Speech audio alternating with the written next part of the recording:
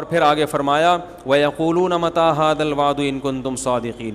چونکہ کیڑے نکالنے والے جو ہے نا ان کا کام کیا ہوتا ہے, دلائل کو ایک طرف رکھو, کچھ نہ کچھ الٹے سوالات پوچھ کے کنفیوژن میں ڈال دو. تو فوراً یہ سوال کرتے تھے کہ اچھا جب قرآن کہہ رہا ہے دوبارہ جمع ہوں گے, حساب ہوگا, وہ کب ہوگا, ڈیٹ بتائیں, اس کی ڈیٹ کیوں نہیں بتا رہے آپ؟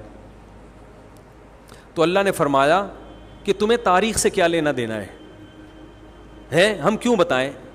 کسی چیز کی تاریخ اگر کسی کو معلوم نہ ہو تو اس سے یہ لازم نہیں آتا کہ ایسا دن واقع ہوگا ہی نہیں. مصلحت ہے. جیسے موسیٰ علیہ السلام کو اللہ نے کوہ طور پہ بلایا تو حضرت موسیٰ سے اللہ نے فرمایا اکاد اخفیہا, اے موسیٰ قیامت آئے گی لیکن اس کا ٹائم اور وقت کسی کو نہیں بتاؤں گا میں. اسی اللہ کی مرضی ہے, نہیں بتایا اللہ نے.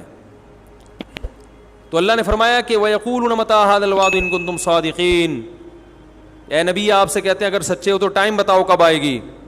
وَيَقُولُونَ مَتَىٰ هَٰذَا الْوَعْدُ إِن كُنتُمْ صَادِقِينَ قُلْ إِنَّمَا الْعِلْمُ عِندَ اللَّهِ, کہہ دیجئے اس کا علم صرف کس کے پاس ہے, اللہ کے پاس ہے. وَإِنَّمَا أَنَا نَذِيرٌ مُّبِينٌ, اگر میں نے قیامت لانی ہوتی تو میں بتاتا, لانے والا اللہ ہے, وہ نہیں بتا رہا تو میں کہاں سے بتاؤں تمہیں بھائی. کیسی صاف باتیں ہیں نا. اللہ نہ کرے محمد صلی اللہ علیہ وسلم جھوٹے نبی ہوتے, معاذ اللہ, تو بتا دیتے فلاں تاریخ کو آئے گی, 100 سال کے بعد آئے گی.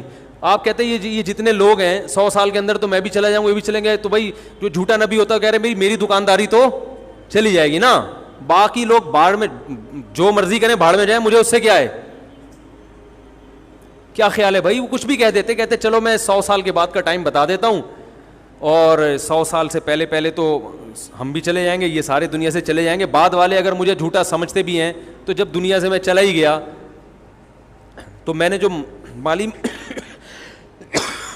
جو مفاد حاصل کرنے تھے, عزت حاصل کرنی تھی, پیسہ حاصل کرنا تھا, خواہشات پوری کرنی تھی, میرے تو مزے ہو ہی جائیں گے نا.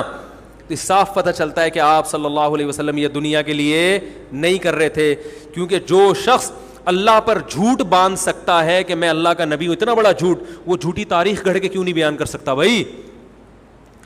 کیا ہو گیا بھائی جان, وہ جھوٹی تاریخ بیان کرنے میں اس کو کتنا ٹائم لگے گا.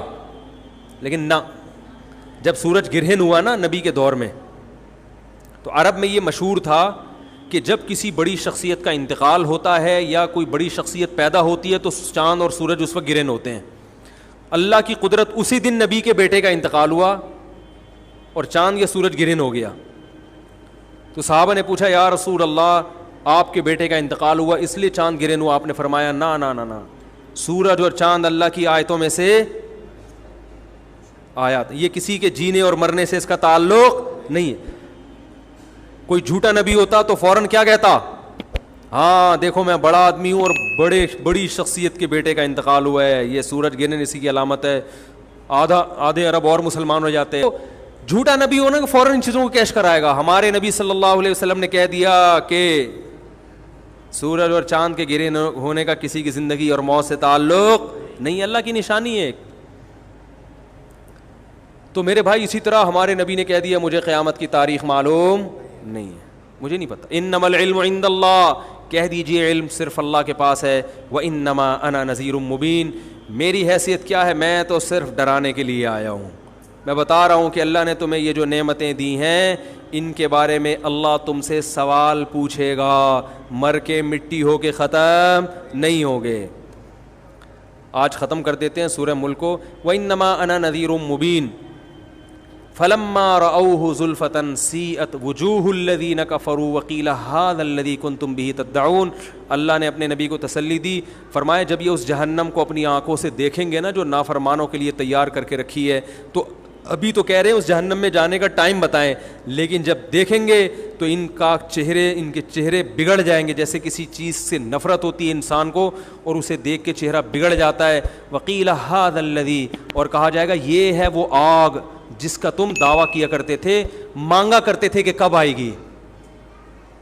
تم کہتے تھے ہمارے سامنے یہ آگ لے کر آؤ ہم دیکھیں, تو یہ ہے جس کو تم مانگا کرتے تھے. آج تمہارے مانگنے پر اللہ نے یہ تمہارے سامنے رکھ دی ہے.